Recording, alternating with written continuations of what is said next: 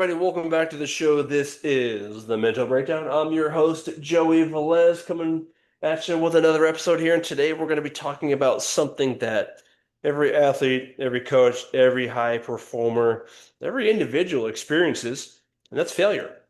Maybe you missed a game-winning shot, you struck out with the bases loaded, World Cup's on, so maybe you missed that penalty kick, or maybe you didn't make the team that you thought you deserved to make. Here's the question. Uh, what if failure isn't the opposite of success? What if it's actually a part of the process?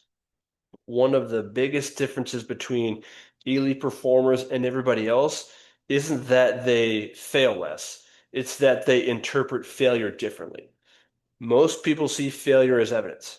I failed, so I'm not good enough. I messed up, so I don't belong here. I had a bad performance. I must be a bad athlete. Those thoughts create frustration, self-doubt, and further the fear of making mistakes. Eventually, athletes begin playing not to lose instead of playing to win. Now, elite performers do something different. They treat failure as information. Instead of asking what's wrong with me, they ask, what is this performance trying to teach me? That's a completely different mindset. Imagine your GPS giving you the wrong turn. It doesn't yell at you. It doesn't tell you you're a terrible driver. It simply recalculates. Your brain can do the same thing. Every mistake provides data. Missed free throws? Okay, maybe your routine changed under pressure. You had a poor race? Okay, maybe your pacing strategy needs adjustment. You had a bad round of golf? Okay, maybe your decision making was the issue, not necessarily your swing. The goal isn't to avoid failure.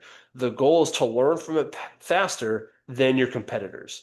So here's a practical exercise you can use after every competition, practice, performance. Ask yourself three questions. First is what went well. Even on your worst day, something went right. Identifying strengths can help build confidence and helps you repeat successful behaviors. Second question, what needs improvement? And be specific. Instead of saying everything was terrible, identify one or two controllable areas. Maybe it was your communication, maybe your focus drifted, maybe you rushed your routine. Specific feedback is what helps create specific solutions. Third, ask yourself, what's one action I'll take before my next performance? Notice that we're talking about action, not emotion. You can't control whether you feel confident tomorrow. You can control whether you spend 15 minutes practicing your pre-shot routine. You can control watching film. You can control getting quality sleep. Action creates progress. So remember this. Every performance has two scoreboards. One scoreboard tells you whether you won or lost. The other tells you whether you learned. Champions pay attention to both. The athletes who improve the fastest aren't the ones who never fail. They're the ones who recover, reflect, adjust, and move forward. So the next time you have a disappointing performance, resist the urge to label yourself. Instead, become curious. Ask yourself, what feedback is this giving me? Because failure is only final when learning stops. Every setback contains the information needed for your next breakthrough.